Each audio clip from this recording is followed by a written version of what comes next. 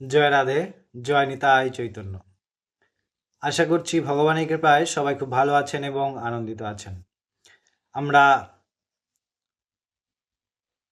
প্রতিনিয়ত ভগবৎ কৃপা সান্নিধ্যে প্রচেষ্টা করি ভগবৎ কথা, ব্রত এবং আমাদের সনাতন শাস্ত্রীয় উপবাসগুলি সঠিক সময়ে সিদ্ধান্ত অর্থাৎ বিশুদ্ধ সিদ্ধান্ত মধ্যে আপনাদেরকে প্রদান করার। আজকের এই ভিডিওতে আমরা আলোচনা করব পুরুষোত্তম মাসের দ্বিতীয় একাদশী অর্থাৎ পুরুষোত্তম মাসের কৃষ্ণপক্ষের একাদশী পরমা একাদশী সম্পর্কে। এই ভিডিওর মধ্যে আপনারা জানবেন এই একাদশী কবে পালন করব, পরবর্তী দিন পালনের সময় এবং মাহাত্ম্য কথা। তবে প্রথমেই আমি প্রতি একাদশীতে যেমন আপনাদেরকে একটি বিশেষ বার্তা দিয়ে থাকি, সেটি হচ্ছে আপনারা অবশ্যই একাদশী এবং যে কোনো ব্রত পালন করবেন আপনার শ্রী গুরুপাঠ অথবা আপনাদের সাম্প্রদায়িক মত অনুযায়ী। অবশ্যই আপনার শ্রী গুরু দেব থেকে তাহার বিস্তারিত জানবেন এবং করবেন। এবং যারা গুরুকরণ করেননি কিন্তু একাদশী করতে ইচ্ছা করছেন তারা অবশ্যই শাস্ত্রসম্মতভাবে শাস্ত্রীয় বিধান অনুযায়ী আপনারা করবেন। সার্বিকভাবে একাদশীর যে নিয়ম অর্থাৎ পঞ্চপ্রকার রবিশস্য বর্জন, দ্বিতীয়ত হচ্ছে 10 প্রকার কর্ম নিষিদ্ধ আছে একাদশীর দিন, তার আগের দিন এবং তার পরবর্তী দিন। এই 3 দিনই কিন্তু আপনারা কাঁসার পাত্রে ভোজন, অধিক শ্রম, এরপরে আপনার স্ত্রী সম্ভোগ, এই সমস্ত কর্মগুলি, মিথ্যা কথা, জুয়া খেলা ইত্যাদি সমস্ত নেশাজাতীয় দ্রব্য গ্রহণ করা, এই সমস্তগুলি বর্জন করবেন। চলুন কথা না বাড়িয়ে আমরা প্রথমে জেনে নিই যে এই একাদশী কবে আমরা পালন করব। পরমা একাদশী আমরা 2026 সালের পুরুষোত্তম মাসের দ্বিতীয় একাদশী 11ই জুন অর্থাৎ বৃহস্পতিবার এই একাদশী পালন করব ভারত, বাংলাদেশ তথা পৃথিবীর বেশিরভাগ দেশেই। যেহেতু আমি বাংলা রিজিয়ানের আপনাদেরকে আলোচনা করছি, তাই আমি বাংলা যে আঞ্চলিক অঞ্চল সেগুলিতে আমি সময়গুলো বলার প্রচেষ্টা করছি। প্রধানত আমরা পালনের যে সময়টা সেটা পশ্চিমবঙ্গ, ভারতের পশ্চিমবঙ্গ, বাংলাদেশের আমরা টাইমিংটা আপনাদেরকে প্রদান করব। তো চলুন প্রথমে দেখে নিই এই একাদশীর পরবর্তী দিন অর্থাৎ 12 তারিখে শুক্রবার দিন এই একাদশীর পারণ কোন দিন কোন সময় আছে। একাদশীর পরবর্তী দিন দ্বাদশীর দিন এই পারণ হচ্ছে আপনার ভারতের পশ্চিমবঙ্গে সকাল 4:51 থেকে সকাল 5:12 পর্যন্ত এবং বাংলাদেশে এই একাদশীর পালন হচ্ছে সকাল 5:16 থেকে সকাল 9:37 পর্যন্ত। জয় রাধে। আশা করি আপনারা এই বিস্তারিত একাদশীর দিন, একাদশীর পরের দিন, পালনের সময় জানলেন। এবার আমরা এই একাদশীর মাহাত্ম্য কথা সম্পর্কে অগ্রসর হব। পরমা একাদশী অর্থাৎ পুরুষোত্তম মাসের কৃষ্ণপক্ষের একাদশী আমরা পালন করছি 11 তারিখ ভারত, বাংলাদেশ তথা পৃথিবীর বেশিরভাগ দেশেই 11 তারিখ 11ই জুন এবং পরবর্তী দিন 12 তারিখে এই একাদশীর পালন। এবার আমরা এই একাদশীর মাহাত্ম্য কথা শুনব।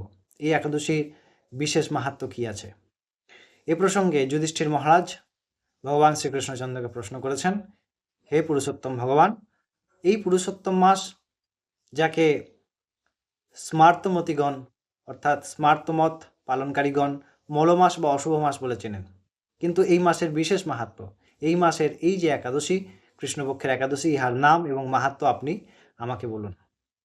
ভগবান কৃষ্ণ অত্যন্ত আনন্দিত হয়ে এই প্রসঙ্গে কাকে বলছেন?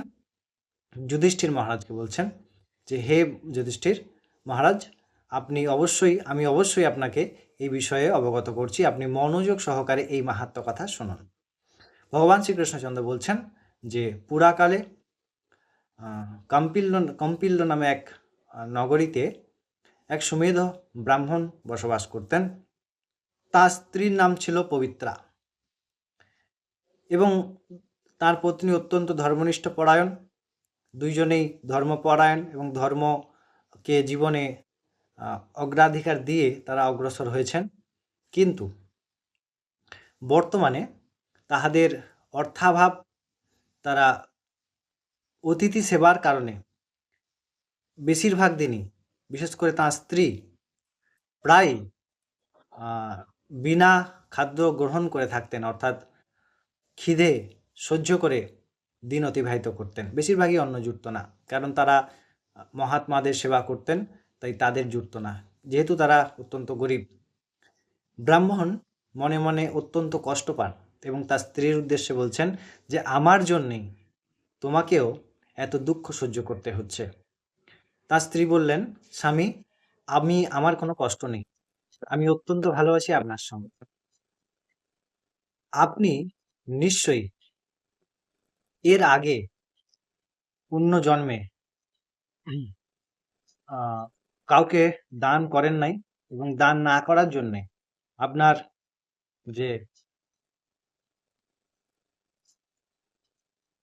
ভাগ্য বা প্রারব্ধ তা আপনার সঙ্গ দিচ্ছে না, এবং অসৎ প্রারব্ধের কারণে আপনি বা আমি আমাদের অন্ন জুটছে না।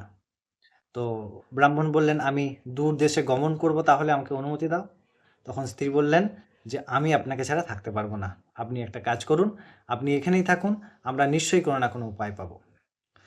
এরপরে তাহার স্বামী সেই ব্রাহ্মণ একদা তাহার সঙ্গেই সেই নগরে থাকলেন, এবং একদা কৌণ্ডিল্যমণি সেই নগরে সেই স্থানে এসে পৌঁছালেন, এবং তাহারা দুজনে সেই মুনির চরণে প্রণাম করলেন, আসন দিলেন, পূজা করলেন এবং তাহার কাছে প্রার্থনা করলেন, হে মুনিবর, আপনি কেমন আছেন? যখন মুনিবর কৌণ্ডিল্যমণি তাদেরকে প্রশ্ন করলেন যে আপনাদের অবস্থা কী, তখন তারা বললেন, আমরা অত্যন্ত দরিদ্র, আমাদের অর্থাভাব, সেই কারণে আমরা, আপনারা নিশ্চিতভাবে আগের পূর্ববর্তী কোনো জন্মের কোনো কর্মের জন্যে এই সাজা ভোগ করছেন, তবে আমি আপনাদেরকে একটি সুন্দর উপায় বলে দিচ্ছি, যে উপায়ের দ্বারা আপনারা এই দুঃখ থেকে মুক্তি পাবেন। এই যে পুরুষোত্তম মাস প্রতি 32 মাস অন্তর আসে, এই পুরুষোত্তম মাসের যে একাদশী, পরমা একাদশী অর্থাৎ কৃষ্ণপক্ষের একাদশী, এই একাদশী যদি আপনি পালন করেন এবং তাহা ভগবানের ব্রত অর্পণ করেন, তবে নিশ্চিতভাবে আপনি পরম কল্যাণ লাভ করবেন। তো সেই কথা অনুযায়ী তারা দুজনে সেই একাদশীর পালন করলেন, এবং পরবর্তী দিন সেই রাজ্যের রাজার যে পুত্র অর্থাৎ রাজকুমার তাহাদের গৃহে আসলেন, এবং অনেক ধনসম্পদ সেই ব্রাহ্মণকে দান করলেন। এবং সেই রাজা পুত্র অর্থাৎ রাজপুত্র যেহেতু দান করেছেন, সেই কারণে তিনিও ভগবান বিষ্ণু লোক গমন করলেন, এবং সেখানে ভগবান বিষ্ণুর পাদপদ্ম পেলেন, এবং এনারা দুজনেও ধন সম্পত্তি পেলেন, এবং মৃত্যুর পর ভগবদ্লোক প্রাপ্ত করলেন। আমরাও সকলে প্রচেষ্টা করব সেই ব্রত পালন করার, ভগবানের নামে, ভগবানের উদ্দেশ্যে। অবশ্যই আপনারা এই একাদশী ব্রত পালন করুন এবং ভগবানের খুব করে হরিনাম সংকীর্তন করুন, শাস্ত্র অধ্যয়ন করুন, তাহলে নিশ্চয়ই ভগবান আপনাদের কৃপা করবে। সবাই ভালো থাকবেন, সঙ্গে থাকবেন। জয় রাধে।